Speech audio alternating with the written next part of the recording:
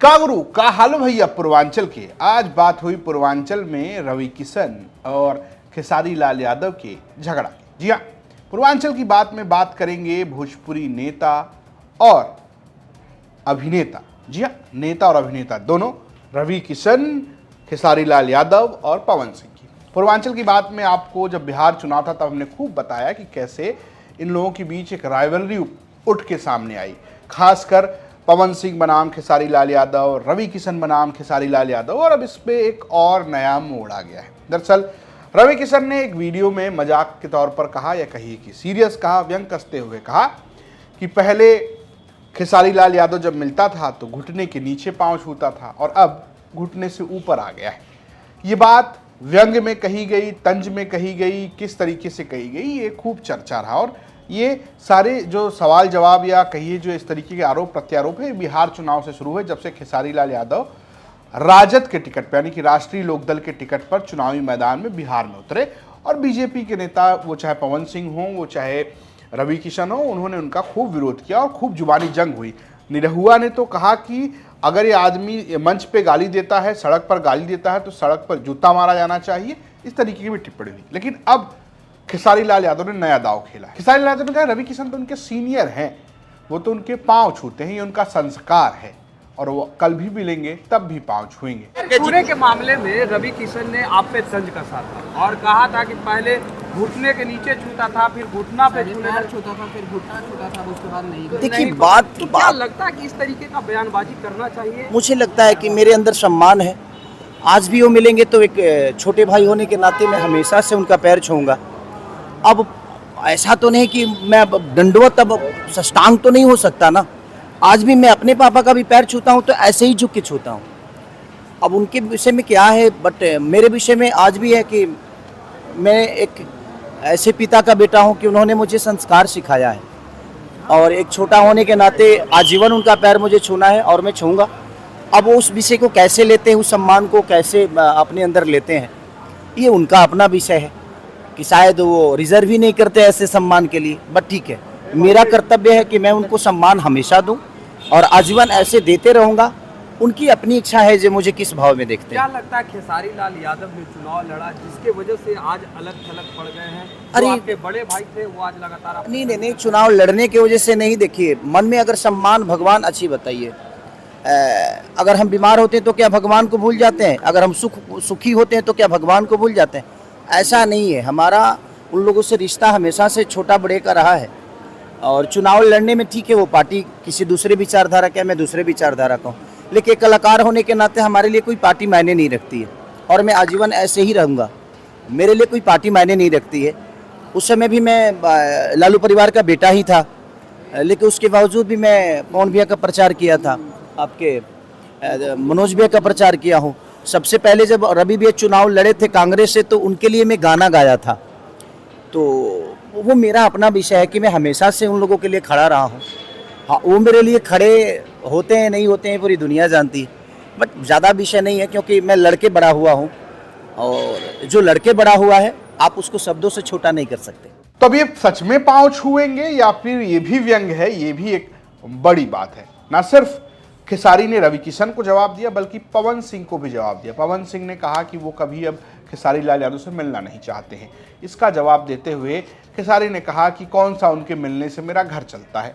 वो मिलने तो ठीक है, मेरे को कोई ऐसी आपत्ति नहीं है, ना मेरा घर उनके मिलने से चलता है, ना मेरे मिलने से उनका घर चलता है। हम दोनों मेहनत करते हैं और इसी से हमारा घर चलता है। जिसको मिलना हो मिले, ना मिलना हो ना मिले। उन्होंने कहा है कि मैं चाहूंगा कि कभी मुलाकात खेसारी लाल यादव से न हो। आखिर ऐसी कौन सी दुश्मनी है जिसकी वजह से मिलना नहीं चाह रहे?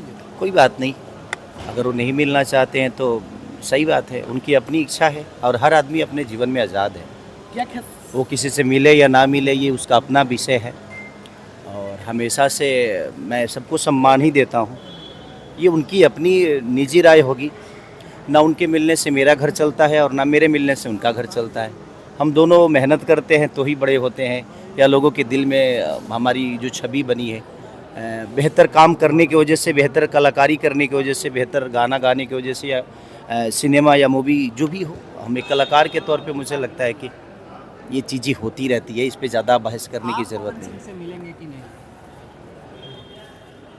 देखिए, मेरी ज़रूरत में कभी नहीं रहे वो। मैं उनके लिए हमेशा खड़ा रहा। एक छोटे भाई होने के नाते मेरी जो कर्तव्य उनके लिए बनती थी, या उनके चुनाव की बात हो या उनके किसी भी मुद्दे की बात हो, मैं हमेशा से एक परिवार की तरह हमेशा से उनको बेहतर देखना चाहा हूँ।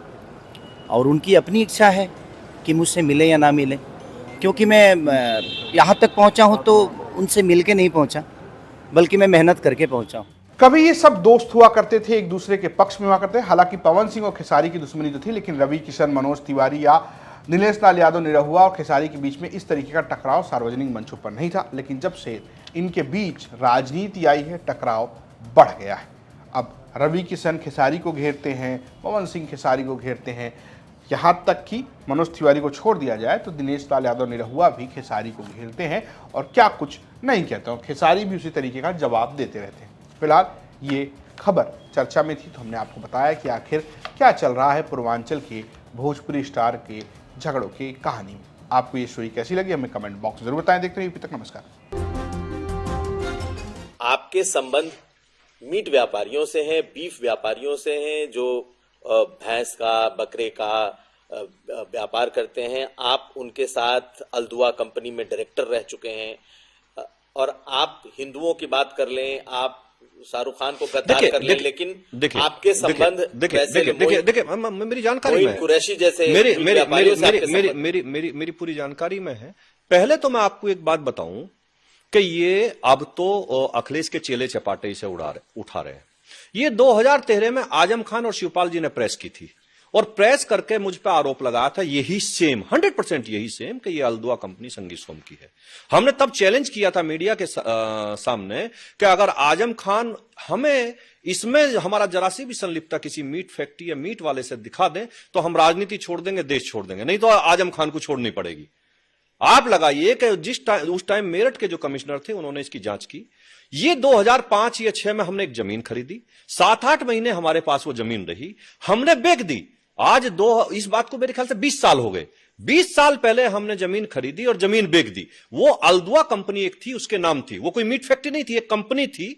और वो कंपनी चिप्स बना, उसमें 150 ऐसे काम थे जो वो करेगी, ऐसा उसमें लिखा हुआ था। उसमें मीट पैकिंग का और उसका था। लेकिन किसी कंपनी की जमीन खरीदना और उसे बेच देना, और जब 2000 में हमने प्रेस के सामने वो बेचने के भी कागज दिए और खरीदने के भी दिए, तो मीडिया ने के सामने आकर आजम खान कोई जवाब नहीं दे पाए, सरकार कोई जवाब नहीं, सपा की सरकार थी, कोई जवाब नहीं दे पाए। लेकिन आज अखिलेश यादव अब चेले चपाटों से उसे उठवाते रहे अपने से, तो केवल ये तो हिंदू की बात करने वालों को, लोगों को बदनाम करने वाली बात। के तौर पर आपका हमने बताया ना कि कंपनी में 2005 में जमीन खरीदी, उसी कंपनी के नाम वो जमीन थी, और 2006 में बेच दी। तो आप डायरेक्टर बन भी गए।